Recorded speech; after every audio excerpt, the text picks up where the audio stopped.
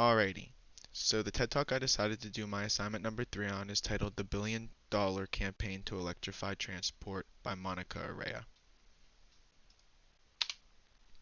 On my first slide here, we're going to have an overview of the speaker. So as I stated, the speaker of this specific TED Talk was Monica Araya. Dr. Araya has engaged leaders, politicians, cities, and businesses about changing their environmental strategies for over 25 years now. She also has combined experience from the public sector, private sector, and civil society. Dr. Araya was naturally born in Costa Rica, and she has also lived in 9 other countries, including Spain, Canada, Switzerland, the United States, France, the United Kingdom, Norway, and the Netherlands. On top of this, she has also visited 47 other countries over the last 25 years on her journey to spread her campaign. Here's just some information I picked up from the TED Talk that I thought was interesting. There are currently more than a billion polluting vehicles on the globe as we speak. So the first question Dr. Araya posed was, how do we combat this problem on such a massive scale when there are so many vehicles?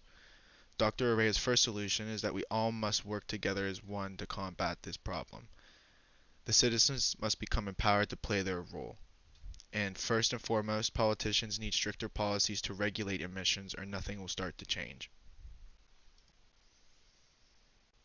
So what is the first problem we face? Car manufacturers fear losing profit. This is because there is companies such as Tesla owned by Elon Musk that have a foothold in the door and years of experience of developing these types of vehicles. Another thing is that a lot of consumers fear that there are not going to be enough chargers in place, so that finding a place to charge their electric-based vehicle is going to be an inconvenience, and it would be easier just to find a gas station.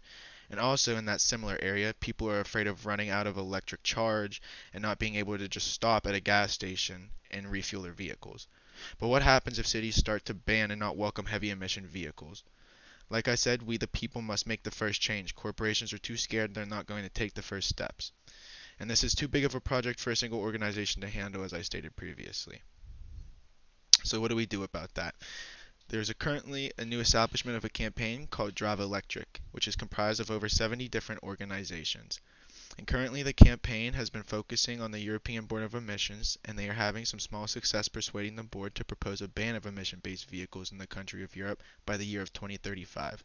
This means that hopefully by the year 2035, if this is proposed, there will be no more fossil fuel-based vehicles and they will only have electric vehicles, which means there will be very low emissions.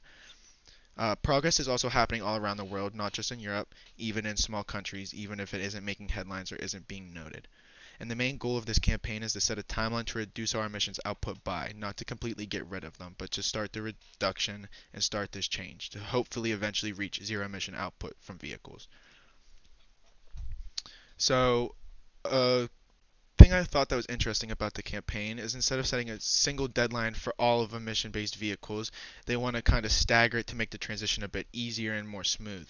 So for example, they hope to ban fossil fuel trucks by the year 2030 and allow an extra 10 years before they implement a ban on buses, making that 10-year span easier for trucks to switch over to electric, and then the 10 years after that buses, and so on and so forth for other vehicles. People are already starting to say that we are on this path to transition, which this is a good thing in the end because we want people to start seeing the change to get inspired to change themselves. And timing is everything, and we don't have any time to waste. We must act now. So here's some more facts. Roughly only 1% of the current global stock of cars and trucks is electric vehicles. And there are still some companies out there that have planned the use of fossil fuel vehicles all the way up until the year 2050.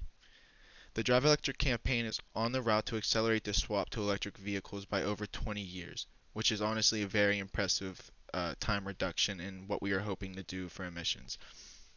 And as a result, this will save us, our planet, 160 gigatons of CO2 equivalent, which in the mathematical aspect of things, this is equivalent to 3 years worth of humanity's excess emissions, which is a pretty insane number. And here's some more information. For the next 5 years, the organization's plans are roughly estimated to cost around $1 billion. And that is an awful big number if you think about it. But there is currently a group of donors known as the Audacious Project, which have already donated over $300 million to the campaign. And this encourages citizens to push their cities to create or expand current existing green zones. And if you don't know what a green zone area is, it is an area that prohibits the use of fossil fuel vehicles and only permits electric vehicles. They're also encouraging politicians to voice their opinions instead of following fossil fueling lobbyists. Overall, the campaign's vision is to change the means of transportation as a whole, and this is going to not only benefit the people but the planet as well in the long run.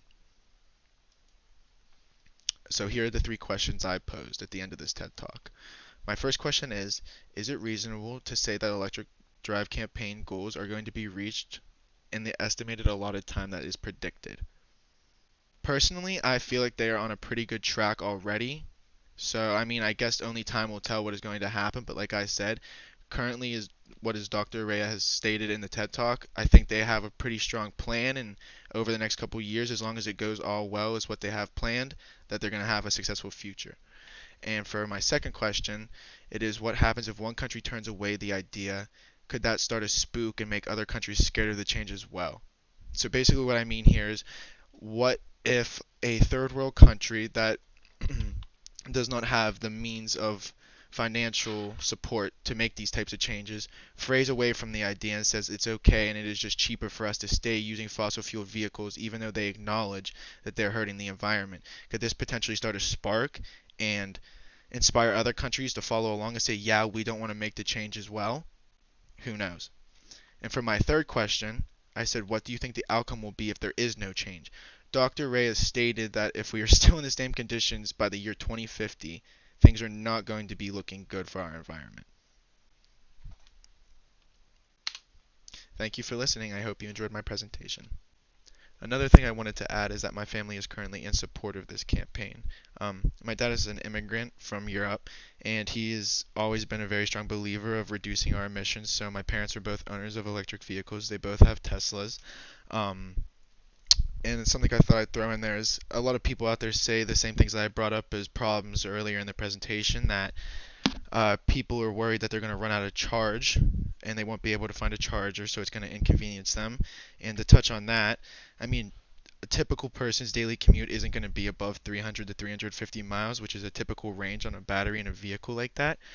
And another thing is people are saying that they're scared that there weren't going to be a lot of chargers to charge their vehicles. And just from personal experiences, I've seen chargers all over the place. They've had a lot of superchargers at Sheetz gas stations. They also have chargers at a lot of malls I've visited, or outlet shopping plazas. Um, and also another thing to note is that the overall cost of maintaining an electric vehicle is a lot cheaper because there isn't an actual engine propelling the vehicle and it's just a battery. So you don't have to, change your oil because there is no oil and things of that nature. So the overall cost of maintaining the vehicle is a lot cheaper. I just thought that was some cool information I would add in there in the end. Thank you for listening.